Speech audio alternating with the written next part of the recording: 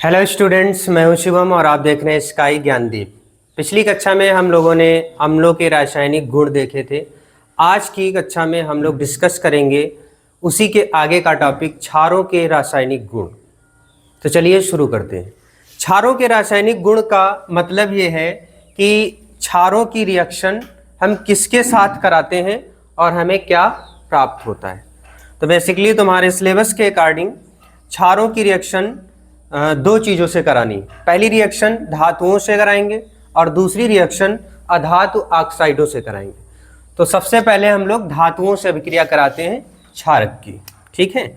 तो यहाँ पर हम जिंक ले लेते हैं, जिंक, क्योंकि जिंक एक धातु है ना। प्लस एक क्षारक ले लेते हैं NaOH, है ना। तो यहाँ पर इस रिएक्शन को कंप्लीट कराने के लिए हमें NaOH के दो मॉलिक्यूल रिक्वायर्ड होंगे। तो NaOH के दो मॉलिक्यूल का मतलब है, यहाँ पर हम इसको और डिटेल में समझ लेते हैं कि NaOH और ये भी NaOH, क्लियर है। अब जिंक इससे रिएक्ट करेगा, किससे? NaOH से। तो कैसे रिएक्ट करेगा? क्योंकि सोडियम के यहाँ पर दो मॉलिक्यूल हैं, ध्यान से देखो, सोडियम के दो मॉलिक्यूल और ऑक्सीजन के भी दो मॉलिक्यूल निकल रहे हैं यहाँ से अलग अलग, यानी Na2 और O2, और ये जिंक इसी के साथ कंबाइंड हो जाएगा। ध्यान से समझना। तो क्या आएगा यहाँ से? Na2 और ZnO2 प्लस बचा क्या? दो हाइड्रोजन, यानी H2 गैस, हाइड्रोजन गैस बाहर निकलेगी। तो ये हमें क्या प्राप्त हुआ? Sodium zincate. अर्थात जब हम किसी क्षारक की रिएक्शन धातुओं से कराते हैं तो हमें क्या प्राप्त होता है? हाइड्रोजन गैस प्राप्त होती है। अम्लों के केस में भी यही था। पिछली क्लास में हम लोगों ने देखा था ना, अम्लों से जब रिएक्शन कराते थे धातु की तब भी हाइड्रोजन गैस प्राप्त होती थी, और क्षारकों की भी रिएक्शन जब धातु से कराते हैं तो हमें क्या प्राप्त होता है? Hydrogen gas. अब अगली रिएक्शन हम लोग समझ लेते हैं अधातु ऑक्साइडों के साथ। क्या होता है जब किसी क्षारक की अभिक्रिया अधातु ऑक्साइड से कराई जाती है? अधातु ऑक्साइड का मतलब यह है कि ऑक्सीजन के साथ किसी भी अधातु को अटैच कर देना, है ना। तो पहले तो हम एक क्षारक ले लेते हैं, जैसे कैल्शियम हाइड्रोक्साइड, CaOH का होल ट्वाइस। ये कैल्शियम हाइड्रोक्साइड है, क्षारक है। अब इसकी रिएक्शन हम अधातु ऑक्साइड से कराते हैं। अधातु ऑक्साइड के रूप में हम कार्बन डाइऑक्साइड ले लेते हैं, CO2। तो अब इसको हम डिटेल में समझते हैं। बस इतना ही याद रखना है, बाकी हमने सिखाया था पिछली कक्षा में कि आपको कैसे प्रोडक्ट पता करना है, कैसे बनेगा। बस सारा खेल यहीं पे है, अभिकारक में ही। तो अब यहाँ पर हमें पता है, इसको जब हम ब्रेक करेंगे तो Ca, अब OH का मतलब क्या है? OH दो बार है ना, इसका मतलब तो यही है। अब इसी प्रकार CO2 का मतलब क्या है? COO, दो बार O। अब यहाँ पर ध्यान देना है, कैल्शियम और ये कार्बन और दो हाइड्रोजन इसके और एक हाइड्रोजन इसका, सॉरी हाइड्रोजन नहीं, ऑक्सीजन, दो ऑक्सीजन इसके और एक ऑक्सीजन इसका और एक एक कार्बन और एक एक कैल्शियम।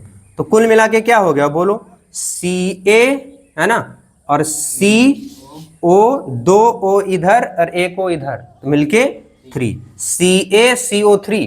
और CaCO3 क्या है? Calcium carbonate. तो काहे का निर्माण हुआ? Calcium carbonate. प्लस अब बचा क्या?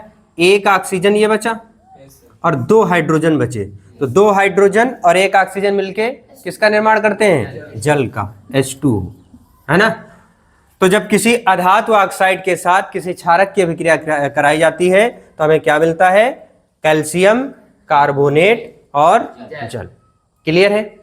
अब लास्ट टॉपिक, इसका लास्ट नहीं है, अभी इसके आगे और भी टॉपिक आएंगे, लेकिन रासायनिक गुण वाले लास्ट टॉपिक है। अगला टॉपिक हम लोग ये समझ लेते हैं कि उदासीनीकरण अभिक्रिया क्या होती है। ये भी काफी इंपॉर्टेंट अभिक्रिया है, उदासीनीकरण अभिक्रिया। उदासीनीकरण अभिक्रिया। अब इसको समझने से पहले हम एक एग्जाम्पल लेते हैं ताकि आपको बेहतरीन तरीके से समझ में आए।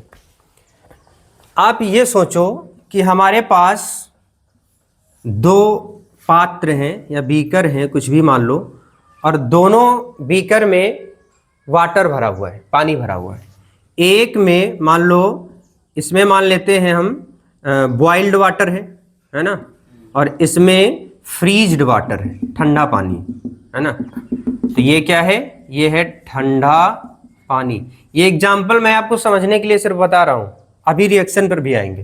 तो ये है गर्म पानी। अच्छा, ये बहुत गर्म पानी है और ये बहुत ठंडा पानी। तो ना तो स्पेशली ये हम यूज कर सकते हैं, बहुत गर्म पानी भी नहीं यूज कर सकते, और ना बहुत ठंडा यूज कर सकते हैं। मान लो आपको नहाना है, स्नान करना है, और आप जल्दी में हो, आपके पास दो ऑप्शन है, मतलब दो तरीके का पानी उपलब्ध है, एक बहुत गर्म पानी है और एक बहुत ठंडा पानी। क्या आप दोनों में से किसी से स्नान कर सकते हो? नहीं कर सकते हो, है ना।